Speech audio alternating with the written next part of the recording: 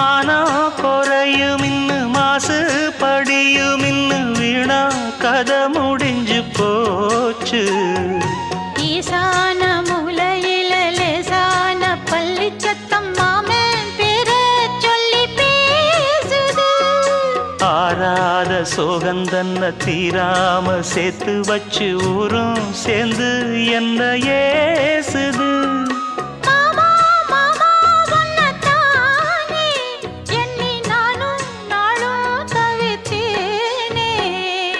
கூண்டுக்குள்ள என்ன வச்சு கூடி நின்ன ஊரை விட்டு கூண்டுக்குள்ள போனதென்ன கோலக்கிளி.